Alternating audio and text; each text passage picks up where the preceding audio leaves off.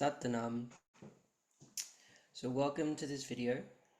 I'm going to share some thoughts and some introspection into the phenomenon of 3i Atlas, which is a extraterrestrial comet, rock, or some kind of phenomenon that is flying close to Earth and has entered into our solar system.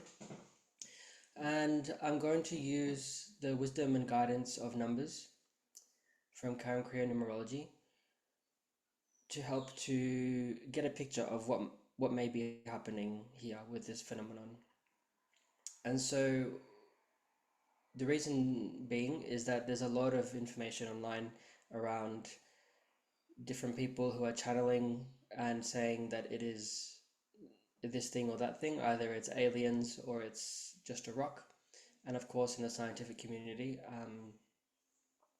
it's not seen as aliens, although actually there has been floated the possibility that it's something alien because it's defying what we currently understand in terms of how it should move.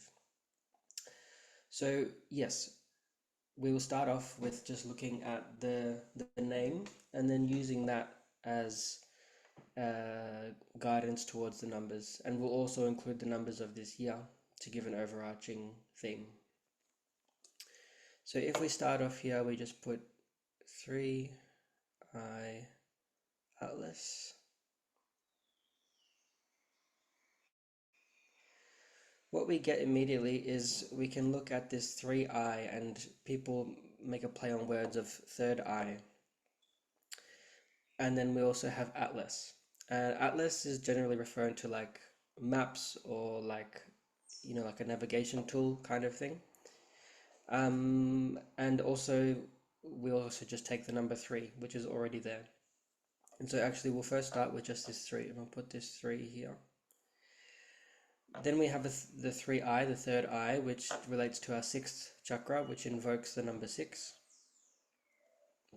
And then Atlas, in terms of having that map, that navigation, is kind of in some way related to the number 9, in the sense that 9 is our spirit, and you can say that our spirit has the map, or is the map, or our spirit knows the territory of our lives and the direction that we will go.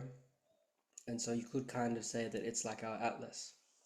And so it invokes the number 9. And just using that there with the name, we get the numbers 3, 6, and 9, which are an interesting pairing, or not just a pairing, but a group of numbers, obviously working in segments of 3 up until 9. And given that this phenomenon is happening in this year, and for me, for whatever reason, the numbers 3, 6, and 9 have been coming up independently of this event. So therefore, it's feel that there's a relevance towards bringing them up, but specifically in this year. There's a couple of famous quotes or teachings from Nikola Tesla, who uses or talks about the numbers 3, 6, and 9, and talks about the relevance also of vibration. And so we'll look at it through that lens for the moment. If we say that if in the first instance everything is vibration, solid form, even though it's solid, the scientific understanding in that is that it is still vibrating in some way. And so if we just start here with the number 3, 3 is about form in terms of the manifest form of manifest creation, but also in terms of our psychological form or our psychological shape that gives us our personality and our persona. And the simplest way to look at that is that it takes 3 points before you can make the first shape. So 3 is about shape and form. 9, our spirit, is like, you could say, like subtle vibration.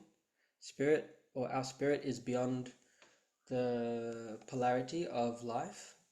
So it exists beyond form, and it exists as a subtle vibration.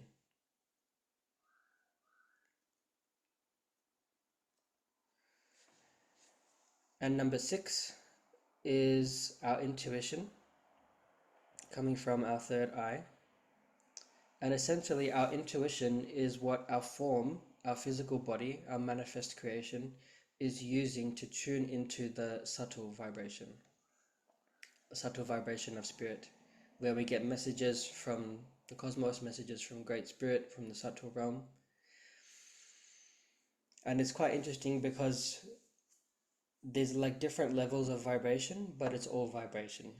So the vibration of form is using the vibration of intuition to beam and to tune into the vibration of spirit. And you could say that there is like a unifying vibration that exists in the cosmos or in the world, and that the harmony of these three aspects would be that it could tune us into that unifying vibration. And what it's also saying is that whilst we have different levels of vibration and different levels of, form is seemingly separate to subtle vibration and to the unifying vibration, it can be that way. But what it's saying is that the unifying vibration is within all vibration and all form and vibration is within the unifying vibration. And so this is the benefit of this 3, 6, and 9 axis. Okay, now how does that then relate to this 3-eye atlas phenomenon? um, so first of all, I'll just clarify that I'm not making any assertion of whether it is alien or whether it is just a rock. And I actually feel that it's not really the most beneficial thing to go so back and forth on that. Partly because what you'll find online is that nobody really knows, or we're working with people's certain ideas and understandings, and they can be quite contradictory. So what's more beneficial is for me anyway, to observe the phenomenon as a whole in terms of the context of the now and like the moment of this year, and using what we've just been talking about to kind of get a picture, and then to use that picture to kind of guide us to what might this phenomenon be teaching us, what is the blessing in this, rather than trying to focus too much on the minutia of what it might actually be. Of course, it's not wrong to do that, but it's also necessary to do this. And so the first thing that sticks out to me in terms of this comet is that, let's say that it is a rock, and the rock element in terms of the earth element is related to the number 9. And this particular rock is defying the laws of physics in some way a little bit, or it's at least behaving in ways that are beyond our current understanding. This is why there's a bit of a controversy around, is it an alien craft or is it a rock? And so let's just start using the numbers of this year as well. There is also a 9 in this year. The whole year 2025 equals 9. 2 plus 5 equals 7. And then also, of course, there's just the 5 that changed from the 4. Of course, there are the 2 2s, but that's a part of a larger cycle of the 2020s, which will have some influence, but for this video, we'll just leave it at these numbers. And so first thing that we can say just generally to add to what we've talked about is 5 is about vibration as a whole, but it's also referring more to the unifying vibration or the true vibration that is our true identity as well. 5 is also the physical body. And we say that our physical body, essentially the blessing of it, or the gem of it, is that it allows us to crystallize the unifying vibration, or at the very least the vibration of our spirit, into form, into matter, where it can be felt and realized and we can become conscious of it. It's the blessing of the human experience. In terms of the number 7 relates to the mind, or at least a part of the mind that relates to our beliefs and our understanding. It can be like our mental lens that we see the world through. It relates to our aura, and our aura is like a bubble that exists around us. and it's influenced by our mind, and that creates the lens that which we see the world through. And so, first and foremost, this flying rock from outer space, is challenging our understanding. It's in some way challenging our collective number seven of how things should work and how we understand things to work. And independent of that rock phenomenon, the numbers of this year of 975 are already having and are doing that process in our lives, or has the potential to, in terms of, if we say that 5 is our vibration, our true vibration, and 9 is our spirit, the opportunity of this year is to transform our mind, our number 7, so that our true vibration can be expressed. And that can happen either through making transformation in the physical body, or it can happen through the number 9 coming into the mind to transform the mind, which will then cascade into the physical body. So it can happen as spirit coming in, or as, it's all spirit really, but the change can happen through this into the mind, or it can happen through in the physical body to influence the mind and into the spirit. And so this phenomenon is already happening, and this three-eye atlas is the potential of it is it's accentuating that phenomenon. If you think about it like this, our solar system, the planets are all in certain orbits, and those orbits are kind of a sense of, you could say, familiarity, or like a status quo, the way things are, and we have a certain understanding about that. And as a human being on the planet, even just forgetting about the other planets, aside from the moon and the sun, we can get into a kind of habitual routine and way of seeing things that just feels like, oh yeah, I'm just in this little country on this little home. Um, and when something like this happens, when this rock from outside of the solar system just comes in and it's behaving in a way that is beyond our understanding, it can it can really put us into focus or into position. I feel anyway, in my experience, when I think about these things and meditate on these things, it gives me this feeling of like, oh, I'm really on a planet. Like I'm really like on this in this space here. And yes, there's these celestial orbits, but then there's also these things that are flying through. And it's quite interesting because if we're using the metaphor of the rock as our spirit, it's like our spirit also behaves beyond the norms of what we understand through our mind, through our rational mind. This is where like the number 9 relates to a sense of magic. Um, and often when our spirit comes through in these ways, it can really put us into focus because it takes us out of the kind of phantasmal kind of days that our mind can put us into. And that's not a wrong thing that our mind does that. It's a necessary thing in some way, but also it's healthy to have these moments of um, spirit coming through to break that routine if it gets too rigid, so that fresh air can come in and we can maintain our consciousness.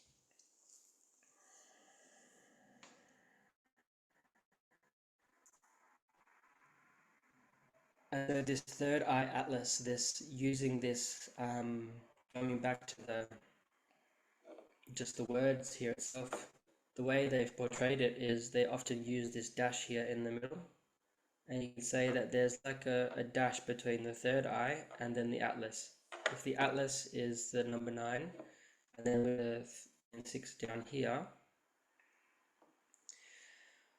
or we can just even put it as the third eye, what we can say is that there's some kind of barrier here between the third eye and the atlas, the number 9, which is this barrier that we've been talking about here, the barrier of our auric field, which can distort the messages of our atlas and our connection through our third eye to our spirit. And this also influences over here as like this number 7 arcing in here, and causing a blockage. And so what happens is, as the message of spirit comes in, it gets distorted, and by the time it reaches our consciousness and descends into manifest form, and then we take action and speak or move, which is three is action and five is word. What we speak is likely to be a corrupted version of what the message really was. And it's quite rare that anybody can actually have a totally pure, clear aura that allows for the message to be purely transmitted.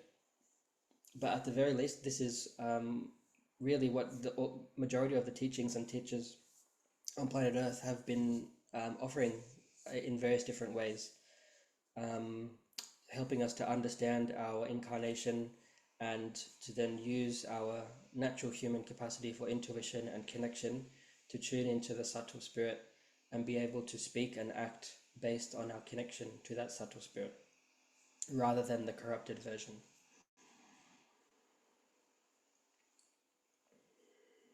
And this is a really strong phenomenon at this time in the world, and we can relate it to, if we're saying that spirit is related to the rock and there's this rock flying in the sky, often the way humans have portrayed God or the divine is as this transcendent kind of almost alien thing that is beyond the earth. Um, and it's somehow like this rock that it also doesn't, God doesn't behave by the general laws of rational nature. Um, and in some way it's true. But what has happened is that individuals and groups of people have tuned into this divine, otherworldly capacity of life to spirit, and then through their own lens has made systems and religions and described about it and formed ways of life, ways of speaking, ways of dressing, related to form and shape, ways of, these whole systems of life. And none of that is wrong.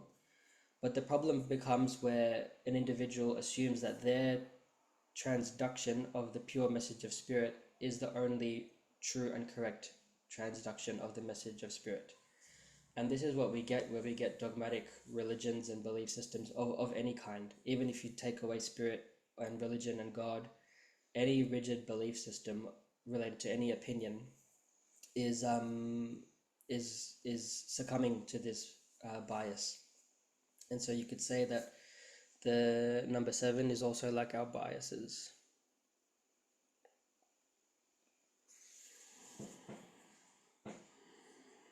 The trick of it is that we need some kind of a bias, some kind of a belief generally. What I've learned is it's rare that people can have no kind of, auric boundary or strength of an auric boundary and still function as a human being. We do need some kind of form and shape. But the idea is to afford ourselves a form, a shape, a belief system, which relates to number three is also like an affirmation of who we are, and therefore what the cosmos is, what our relationship to the cosmos is, that allows us to have our connection, whilst also not being closed off, dogmatic, and blind to the valid connection of others. And so it's a bit of a paradox. Five is about paradox as well, where we want to go beyond form, beyond boundaries and limitations. But to do that, we actually need some kind of a boundary, some kind of affirmation. By affirmation, I mean an I am statement. Like, I am such and such.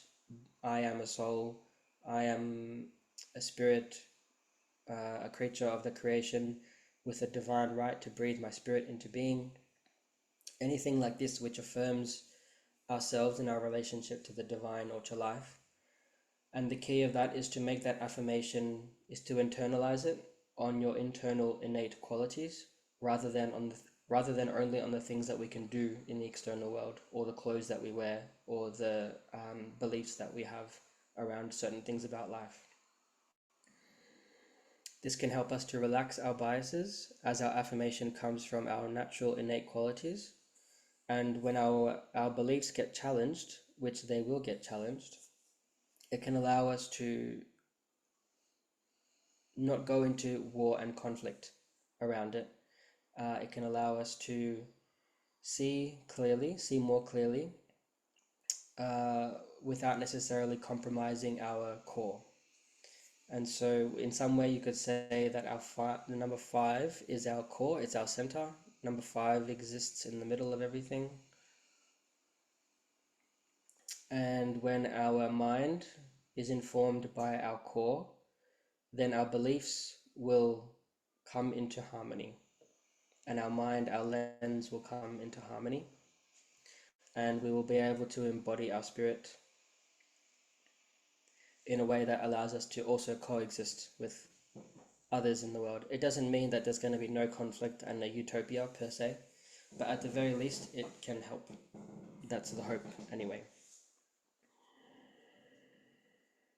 And so, this three-eye atlas phenomenon um, is, whether it's a rock or it's aliens, you could at the very least say that it's an alien rock. That's maybe a good harmony between the two ideas of what it is. It's an alien rock that it could just be that it's defying our understanding of physics, and that doesn't mean that it's necessarily abnormal, but it might just mean that our understanding is not complete yet. And a really simple and grounded way to see it, which I heard from somebody on a channeler online, was that they were saying, yeah, it's likely a comet, and these things are still relevant though because they're getting the human mind used to extraterrestrial objects that defy the norm flying through our system, and it's getting us used to just this idea that things can happen like that. And I think that's a somewhat grounded way to look at it. It links back into this thing of it really puts us into focus and into position on the earth as like, oh yeah, like we're really here. And I think just keeping it really simple in terms of, yeah, I'm really here, which is related to the affirmation of self, is what can help us to find the awe in life again. It can help to correct our somewhat dogmatic boundaries, and it can allow for natural human intuition and the capacities of our physical body to function well and to connect to spirit. Another word for spirit is consciousness. And so what it's saying is that this is a natural state of being for us to be here, present and affirmed, and to use our natural human capacities to tune into the subtle vibration of the cosmos. This is something that is a part of being a human being.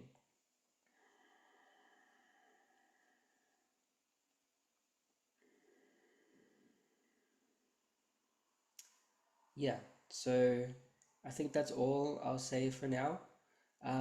Thank you for listening. Oh, I will say that the number seven and the biases and the different ideas, you could say that that's represented by the internet in some way. And scrolling through Instagram, everyone's different opinion, idea, it's related to like the collective mind. So we have an individual mind which creates a lens, but then we have a collective mind. And at the moment, the collective mind is really strong and loud and noisy, and it makes it difficult for everybody to listen to the true message of the divine spirit. And so working, this phenomenon of three-eye atlas can really be asking us collectively to quieten the noise and find a sense, hopefully find a greater sense of harmony so that we can listen. And being able to listen is what's key. And yeah, to not get lost too much in the different versions of channeling, because ultimately everyone's message, including this message, is coming through a filter. And so the deep listening, the affirmation, the internalized affirmation of self, and harnessing your true vibration, your core, is what will help to discern for you what's necessary, what's helpful, what's healthy for you and your life and for life around us. So thank you for listening. I think a little practical tool that you could also use is five is also about the five elements and nature, and simply going for like really long, nice walks in nature, relating to nature, just putting the phone down and focusing on deep conscious breathing. Number 6 is about the breath, deep conscious breathing, and training the mind to affirm itself, to affirm you in a way that is healthy for you, and to breathe that affirmation in will bring the culmination of these two nines into harmony, into the middle, into a collective spirit, and an anchoring and embodying of collective spirit, as well as your own spirit. So Waheguru, thank you for listening, and yeah, let me know your thoughts as well on what you think. Okay.